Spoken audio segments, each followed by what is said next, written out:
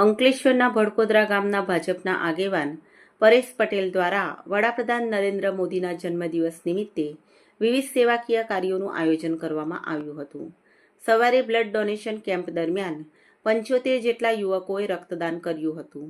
બપોરે હોસ્પિટલના દર્દીઓને ફ્રૂટનું વિતરણ તેમજ થિયેટરમાં નરેન્દ્ર મોદીના જીવનચરિત્ર ઉપર ફિલ્મનું નિદર્શન તો સાંજે યોજાયેલા કાર્યક્રમના પ્રારંભમાં આસપાસના 4 ગામોની વિધવા મહિલાઓ પાસે કેક કપાવી વડાપ્રધાન નરેન્દ્ર મોદીના જન્મદિવસની ઉજવણી કરવામાં આવી હતી અને અંકલેશ્વર તાલુકાના ભડકોદરા, કાપોદ્રા, કોસંબડી તેમજ ભાદી ગામની 500થી વધુ વિધવા મહિલાઓને સ્મૃતિ ભેટ તરીકે સાડીઓનું વિતરણ કરવામાં આવ્યું હતું.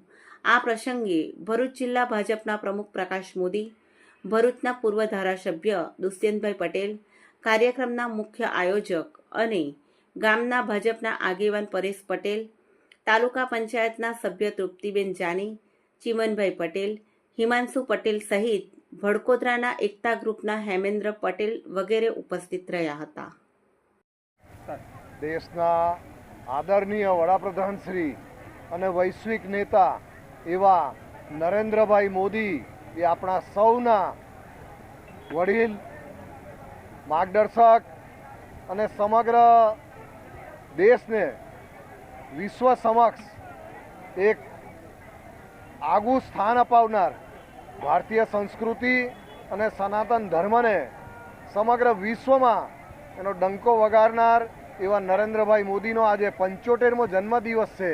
ત્યારે એમના જન્મદિવસના ઉપલક્ષમાં આજે ભરૂચ જિલ્લાના અંકલેશ્વર તાલુકાના ભડકોદરા ગામે સામાજિક, ધાર્મિક અને રાજકીય અગ્રણી એવા શ્રી પરેશભાઈ પટેલ અને તેમની સમગ્ર ટીમ દ્વારા આજે અહીં જે ગંગા સ્વરૂપ બહેનો છે એમના માટે સાડી વિતરણનો જે કાર્યક્રમ રાખેલો છે, ખૂબ જ સુંદર કાર્યક્રમનું આયોજન કરેલું છે અને ખૂબ જ મોટી સંખ્યામાં આ ભડકોદરા ગામ અને તેની આજુબાજુના ગામના બહેનો અહીં ઉપસ્થિત છે.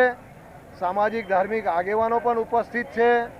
ત્યારે સૌને આજે નરેન્દ્રભાઈના જન્મદિવસ નિમિત્તે ખૂબ ખૂબ અભિનંદન અને નરેન્દ્રભાઈ તેમને ભગવાન દીર્ઘાયુષ્ય બક્ષે અને તેમની આજીવન તંદુરસ્તી બની રહે અને આપણા દેશનું 2047માં જે વૈશ્વિક સ્થાન અપાવવાનો જે એમનો સંકલ્પ છે એને ચરિતાર્થ કરવામાં પ્રભુ શક્તિ આપે એ જ અભ્યર્થના. જય જય ગરવી ગુજરાત, ભારત માતા કી જય, વંદે માતરમ. નમસ્કાર, હું પરેશ પટેલ ભડકોદરાથી. આજે અમે 17મી સપ્ટેમ્બર અને આ દિવસ એટલો અનમોલ અમારા માટે. આજે અમારા યશસ્વી દેશના વડાપ્રધાન શ્રી નરેન્દ્રભાઈ મોદી સાહેબનો જન્મદિવસ હોય અને અમે એમનો પ્રોગ્રામ ભવ્યથી ભવ્ય રીતે નું આયોજન અમે કર્યું હતું. આજે સવારથી 11થી 1 કલાક સુધીમાં અમે રક્તદાન શિબિરનું આયોજન કર્યું હતું. એમાં પણ 75 બોટલ, સાહેબને 75 વર્ષ પૂરા થયા એટલે 75 બોટલ બ્લડનું ડોનેશન પણ અમારે 2 જ કલાકમાં કર્યું છે.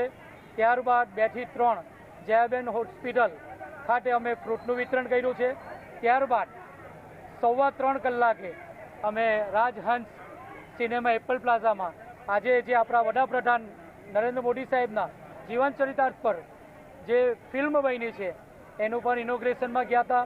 ત્યારબાદ 5 કલાકે આજે અહીંયા અમે અમારા ગામની ગંગા સ્વરૂપા બહેનોનો આજે અહીંયા સન્માન પ્રોગ્રામ રાખ્યો હતો. એમને સન્માન કરી મોદી સાહેબનો જન્મદિવસ મારી ગંગા સ્વરૂપા બહેનોના હાથે કેક કાપી જન્મોત્સવ ઉજવ્યો છે. ત્યારબાદ એમને બધાને સ્મૃતિચિહ્નનું વિતરણ ચાલે છે. ભોજનની વ્યવસ્થા રાખવામાં આવી છે.